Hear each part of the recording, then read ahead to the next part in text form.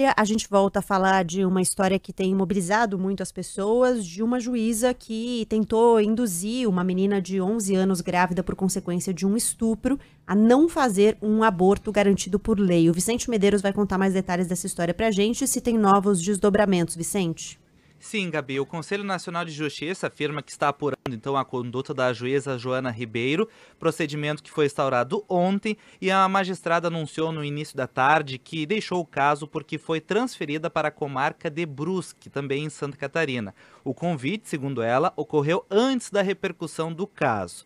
E também, Corregedoria Geral do Ministério Público de Santa Catarina também instaurou um procedimento para apurar a conduta da promotora Mirela Alberton no processo envolvendo esta menina de 11 anos que foi mantida pela Justiça em um abrigo para evitar que fizesse um aborto autorizado. Ambas as corregedorias abriram um processo disciplinar depois da divulgação de uma reportagem dos portais The Intercept e Catarinas, contendo vídeos de uma audiência com uma criança que foi estuprada no início do ano e descobriu estar com 22 semanas de gestação em um hospital de Florianópolis, onde foi impedida de realizar o procedimento.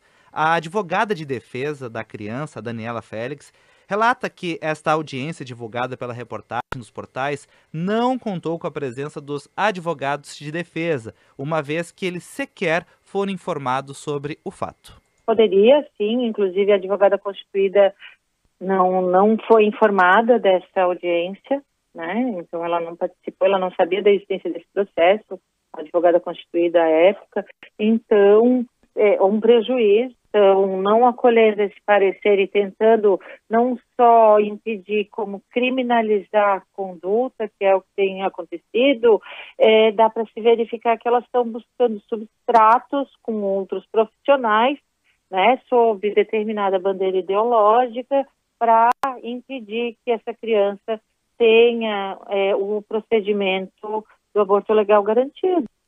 A Justiça de Santa Catarina determinou no início da tarde que a menina de 11 anos, vítima do estupro e mantida em um abrigo para evitar que fizesse esse aborto, voltasse a morar com a mãe lá em Tijucas, no litoral catarinense. A advogada da vítima, Daniela Félix, aponta que, a partir de agora, vai trabalhar para que o procedimento médico seja realizado da forma mais segura possível. Aqui em Porto Alegre, tempo chuvoso e temperatura em 15 graus. Obrigada, Vicente, pelas informações. Essa foi uma história trazida primeiro pelo portal Catarinas e pelo portal The Intercept. Eles conseguiram, inclusive, o vídeo da audiência, né, que está disponível na internet, devidamente protegida a identidade da menina. Mas o vídeo é das coisas mais revoltantes que eu já vi na vida. Mais cedo eu trouxe algumas informações aqui no Band News no meio do dia e foi interessante porque alguns ouvintes mandaram mensagens para interagir. É um assunto que, obviamente, mexe bastante com as pessoas, mas algumas coisas importantes, né? Primeiro, eu trazia a informação de que o hospital de Santa Catarina, que diz que precisava da autorização judicial, ele segue esse protocolo que muitos hospitais seguem, de fazer o procedimento em caso de estupro sem a necessidade de autorização judicial até 20 semanas de gestação. E a menina tinha 22 semanas, foi inclusive o que o hospital alegou, mas a lei, o Código Penal não prevê isso. O Código Penal não prevê limite de idade gestacional em 3 casos por um aborto, né? Em 3 casos: estupro, em caso de risco à vida da mãe, da pessoa grávida, que no caso é uma menina, então não é mãe, né? É uma criança. E a terceira situação é em caso de inviabilidade, na verdade, de vida do feto. Então há um problema, uma questão de formação, por exemplo, que inviabiliza a vida fora do útero. Todas essas possibilidades abrem a possibilidade de não haver um limite de idade gestacional para fazer o procedimento. Algumas ouvintes escreveram para cá, algumas ouvintes que são médicas e trabalham com essa questão, explicando que o hospital precisa se respaldar e é por isso que eles usam esse critério de 20 semanas e tal. E é compreensível, né, que as instituições de saúde queiram se respaldar. E é por isso também que algumas delas diziam que mesmo nos hospitais que elas trabalhavam, é demandado o boletim de ocorrência para que mulheres vítimas de estupro e meninas vítimas de estupro possam abortar. Só que, mais uma vez, a lei não prevê isso. Esse é um protocolo que os hospitais adotam para tentar se proteger, para depois não serem acusados de fazer um procedimento que é considerado ilegal no Brasil, mas a lei não prevê isso. Existe um projeto de lei que quer que o boletim de ocorrência passe a ser obrigatório, mas esse projeto de lei não caminhou. Então a gente ainda não tem essa definição.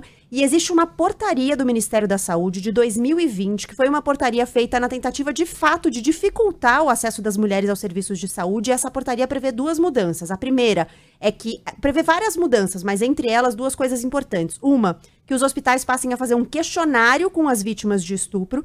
E segundo, que os hospitais passem a oferecer à mulher grávida, por consequência do estupro, a possibilidade de ver o feto na ultrassonografia. Isso não era feito e o Ministério da Saúde passou a demandar que isso fosse um protocolo cumprido pelos profissionais de saúde. Então, só é importante trazer essas informações porque muitos ouvintes mais cedo questionaram: acho que a Gabi pisou na bola na história do boletim de ocorrência, porque os hospitais demandam. Os hospitais demandam, mas a lei não demanda. A lei foi pensada para que as mulheres tivessem acesso integral ao serviço de saúde e que, não houvesse dificuldade para que elas conseguissem. Nesse caso, só para reforçar, é uma criança de 11 anos, os laudos médicos mostram que a cada semana de gestação há mais risco à vida dela, então isso é importante dizer, né? A juíza tirou a guarda dela da mãe, ela está sob tutela do Estado, porque a juíza entendeu que se ela estivesse sob a guarda da mãe, ela poderia ser submetida a esse procedimento, que já há uma autorização judicial autorizando esse procedimento. Então, tudo isso só para dizer que as violências elas vão se acumulando em casos como esse, né? Uma criança vítima de um estupro que depois é violentada seguidamente pelo Estado.